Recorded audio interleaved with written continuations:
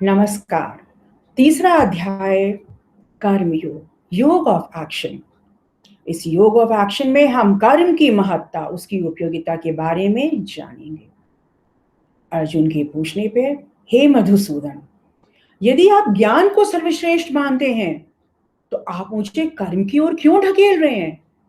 If knowledge is superior than action, why you want to take revenge from my beloved ones? इस प्रकार प्रश्न पूछने पे अर्जुन के श्री कृष्ण भगवान कहते हैं, no one can ever remain inactive in this world. ये सृष्टि क्रम चल रहा है। इस सृष्टि क्रम में जीव जंतु इंसान सभी अपने कामों में रत हैं। बिना काम के जीवन तो पशु समान है। अब आप को रिलेट करो बच्चों, क्या आप कर्म के बिना आपके सामने आंसर शीट है, क्वेश्चन पेपर है और आप भगवान का नाम जप रहे हो, टीका लगा के जा रहे हो, दही खा के जा रहे हो और सिर्फ कह रहे हो भगवान मेरी नैया पार कर देना एग्जाम में? इम्पॉसिबल। कर्म तो करना ही पड़ेगा। बिना कर्म करे आपकी आंसर शीट पे कोई भी आंसर नहीं आएगा। आप कितना भी स्मरण कर लो, कितने भी भक्त बन जाओ, तो यहाँ पे स्मरण करना उतना इंपॉर्टेंट नहीं है। आपको अपनी आंसर शीट में आंसर्स क्वेश्चन पेपर को अटेम्प्ट करना होगा। तो कर्म करना श्रेष्ठ है। यही बात मधुसूदन कहते हैं। श्री कृष्ण के अनेकों नाम हैं। श्री कृष्ण के नामों में जब मैं कहती हूँ केशव, मधुसूदन, श्री कृष्ण और वंशी बांसुरी वाला, तो आप समझ सकते हैं।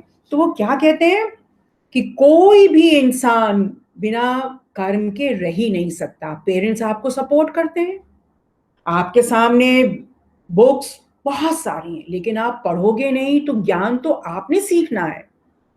ठीक इसी प्रकार व्यवहारिक जीवन में देखिए, यदि हम ये सोचते रहें कि हम राम नाम भजते रहें, किसी भी देवी देवता की उपासना करते रहें, तो ऐसा नहीं होगा।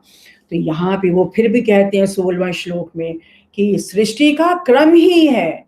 देखो नदियां पानी दे रही हैं, फल वृक्ष दे रहे हैं, तो हमें भी अपना कर्म करना है। प्रातः काल से उठ के रात तक हम अपने कार्यों में रत रहें। फिर कहते हैं तू शास्त्र विहित कर्म कर, क्योंकि कर्म ना करने से कर्म करना श्रेष्ठ है। यहाँ पे अर्जुन कर्म करने को उद्यत नहीं है, तो इसलिए कहा कि तू कर्म कर अपना, perform your duty, kill your enemies in the form of desire. और मुझको प्राप्त करने के लिए तो कई मार्ग हैं। जैसा कि मैंने पहले कहा, ज्ञानी लोग ज्ञान मार्ग से पढ़ते हैं और निष्काम कर्मयोगी कर्म के मार्ग द्वारा मैं हर रूप में उनको प्राप्त होता हूं।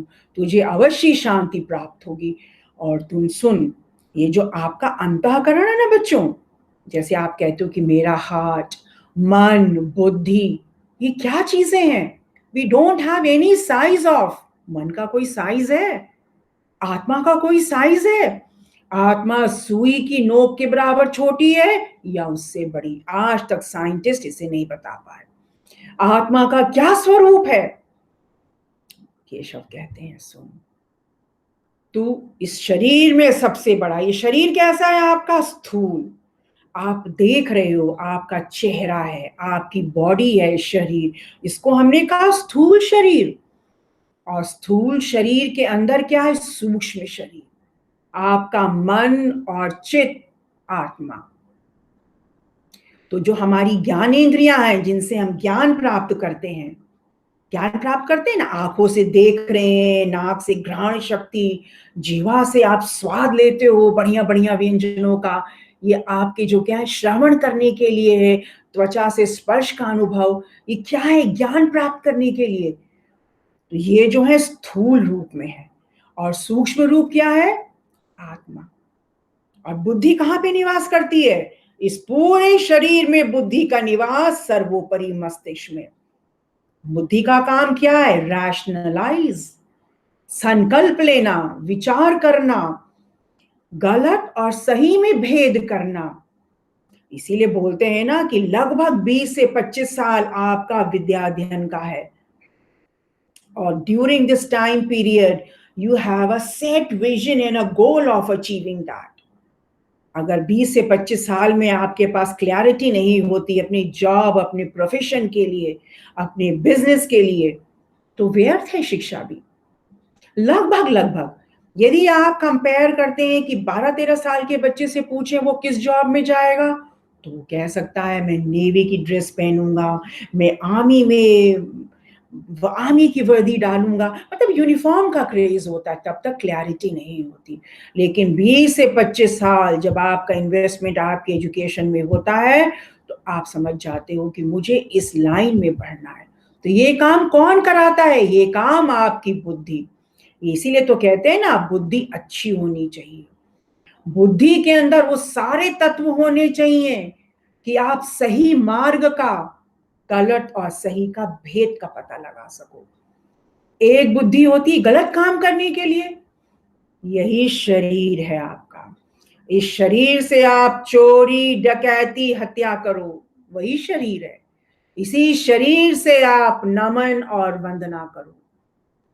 इस जीवन में आध्यात्मिक उन्नति करो। जीवन का तो असली उद्देश्य यही है, आनंद। आनंद की खोज में आत्मा भटक रहा है। कहते हैं ना, हमें आनंद क्या मेटेरियलिस्टिक पोजीशन में है? मेटेरियलिस्टिक पोजीशन में नहीं है। मिठाइयां खाने में है, आनंद नहीं है। ये तो क्षणिक आनंद है। इसलिए मधुसूदन कहते हैं, बुद्धि से सूक्ष्म, बलवान और श्रेष्ठ कौन है? आत्मा है। उसको तू जान और बुद्धि के द्वारा ही अपने मन को कंट्रोल कर। यदि तूने इस बुद्धि से अपने मन को, अपनी इंद्रियों को वश में कर लिया, आज तेरी इंद्रियां तेरे वश में नहीं है। यही तो कंट्रोल है। पारिवारिक जीवन में भी देखो, तू तड़ाक कर देते हैं। तू तड़ाक से क्या एक कलह हो जाती है। इसी को तो कंट्रोल करना है, आप नियंत्रण। जीरो टॉलरेंस है आज। तो गीता का प्रत्येक अध्याय हमें बताता है। यहां पर आपने देखा वो क्या कहते हैं, इस समय तुम्हारा काम, जैसे मैंने कहा ना, 25 साल तक। माना कोई बच्चा, कोई भी इंसान 25 साल तक अगर वो विद्या अध्ययन ही नहीं करता, इन्वेस्टमेंट एजुकेशन में नहीं है, तो उसका जीवन आगे कैसे बनेगा? जीवन का निर्वाहन कैसे होगा? सर्वाइवल कैसे होगा बिना पैसों के लिए? पैसा भी जरूरी है। बिना पैसों के तो कोई भी काम नहीं हो सकता। आपकी बेसिक नीड्स के साथ परिवार की नीड्स, समाज की नीड्स, कुछ भी नहीं हो सकता। इसलिए वो कहते हैं, तू कामना रहित हो, अपनी आकांक्षाओं को छोड़। जो तेरे मन में आ रहा है ना, तेरी जो बुद्धि जो भ्रमित सी हो रही है, उन सब को त्याग कर। You dedicate all your actions to me, और शांति को तू प्राप्त होगा। कितनी सुंदर बात कही कि अगर तुझे ये करना है, तेरा मन शांत हो जाएगा, तू सिर्फ एक्शन पे फोकस करो। ठीक ऐसे ही बच्चों, अब आप देखो, खाने की जो है ना, परोस दिया माँ ने, लेकिन खाना खाने के लिए आपने अपने हाथ को उठाया, दिस इज कॉल्ड एक्शन। कर्ता की इच्छा ही तो कर्म है। कर्म दो प्रकार के होते हैं, श्रेष्ठ कर्म और बुरे कर्म, जैसे मैंने आपको उदाहरण दिया। तो इस तरह से उन्होंने क्या कहा, तीसरे अध्याय का जो अंत है, बहुत सुंदर बात की। सब प्रकार से बलवान और श्रेष्ठ अपनी आत्मा को जानकर बुद्धि द्वारा मन को अपने वश में कर। मन कैसा है? एक सेकंड में मन सेलिब्रिटी के घर पहुंच जाता है। कितने सारे विचार आते हैं, बंदर की तरह चंचल है, एक डाल से दूसरे डाल। कभी आप सर्फिंग कर रहे हो, किसी आइलैंड में पहुंच रहे हो, पहुंचते हो ना, कभी अब बॉलीवुड में, हॉलीवुड में, जहां ना पहुंचे कवि वहां पहुंचे, जहां ना पहुंचे रवि वहां पहुंचे इंसान का मन। मन तो इतना ज्यादा है, इसी मन को कंट्रोल करना है। आपने मन को कंट्रोल कर लिया, एग्जाम के टाइम पे पढ़ लेते हैं। आज 1 महीना पहले से तैयारी कर ले, मन को कंट्रोल कर लिया 6 महीना पहले से। आप देखिए आपका एकेडमिक एक्सीलेंस, और यही मन है जो रोज सुबह से शाम जिंदगी तमाम कर रहा है, वेस्ट कर रहा है। आपका मन एकाग्रचित नहीं होने दे रहा। ये तो अभ्यास से होगा। इसलिए कहा, हे महाबाहो, महाबाहु अर्जुन को संबोधित करते हुए कहते हैं, तू अपनी शक्ति को पहचान, अपनी शक्ति को समझकर इस दुर्जय काम रूप शत्रु को मार। और इस तरह से अर्जुन जो है तैयार होते हैं। आगे भी आप देखेंगे इसके बाद का जो योग है, इमॉर्टल योग, श्री कृष्ण जी अपना दिव्य रूप अगले अगले अध्याय में जब हम पहुंचेंगे तब हम उनका वो देखेंगे किस तरह से वो अपना दिव्य रूप दिखाते हैं। और मैं अपने सभी श्रोताओं का तहे दिल से शुक्रिया, धन्यवाद और आभार प्रकट करती हूँ। और lots of blessings and love to my younger श्रोतास। जो छोटे बच्चे हैं उनके लिए भी मैसेज है कि action is superior than remain being inactive. आपको इनएक्टिव नहीं होना है और इनएक्शन में नहीं रहना। आपका जो मोड है वो एक्शन मोड होगा। हमेशा काम करना है, पॉजिटिविटी से भरे रहना है और सारे एक्शंस डेडिकेट कर देना है। देखो बच्चों, आपने पढ़ाई की, ये एक्शन लिया, आपका रिजल्ट अपने आप अच्छा आया। फिर आपको ये नहीं कहना पड़ेगा भगवान जी मेरे को ना अच्छे मार्क्स दे देना, आप कहोगे ही नहीं। तो ये आपके लिए मैसेज है, कर्म योग, योग ऑफ एक्शन। वहां पे योग ऑफ एक्शन क्या है? उनको सत्य के लिए लड़ाई करना, धर्म की स्थापना के लिए और अन्याय के अगेंस्ट में भी आवाज उठाना बच्चों आपने सीखना है।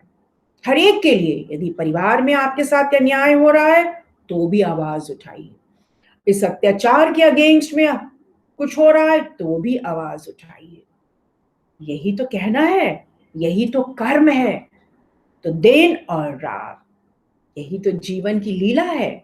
तो यहीं पे मैं अपनी वाणी को समाप्त करती हूँ और बहुत सारे आशीर्वाद छोटे बच्चों को जो मुझसे छोटे हैं और बड़ों को प्रणाम। और मैं आपसे चाहती हूँ कि आप मेरे इस वीडियो को लाइक करें और इस नॉलेज को, गीता वास्तव में कठिन है, अगर इसको सरल भाषा में जनमानस तक पहुंचाने के लिए इस तरह से व्यवहारिक जीवन से जोड़कर आप भी समझिए, बड़ों को भी दिखाइए, लाइक एंड रिकमेंड करिए। इसी के साथ मैं आप सभी का आभार व्यक्त करती हूँ। धन्यवाद।